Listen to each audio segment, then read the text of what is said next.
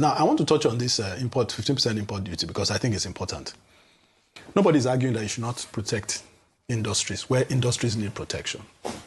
But let's not forget that what the argument that is being made is that one entity can supply all the petrol for the entire country. One entity. And that entity needs protection by increasing the amount of money, ultimately, that people are likely to pay at the pump.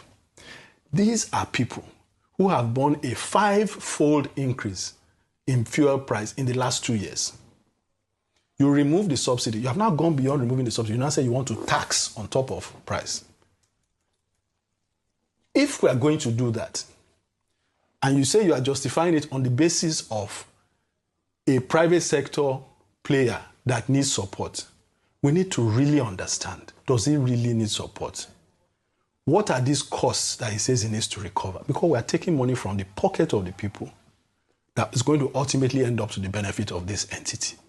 So before we do that, we must be very sure that this thing is indeed justified. And I thought that the idea was to encourage local competition, not to protect a private sector player. No, ultimately, government was very clear. This is what is going. No. Let's be clear. No refinery is going to come up within the next year or two on that scale. What we are talking about is going to be a transfer of resources from those that are paying that will ultimately inure to the benefit of. And we're not saying it's bad, but let's understand it. You can't just tell us that we should take it. No. We need to understand it. And that's why my recommendation, and I wrote to the National Assembly, was that you need, and this is what national assemblies in functional democracies do, they represent the people. So call the players, call the parties, let's understand it. You are asking people to pay more by instituting a tax.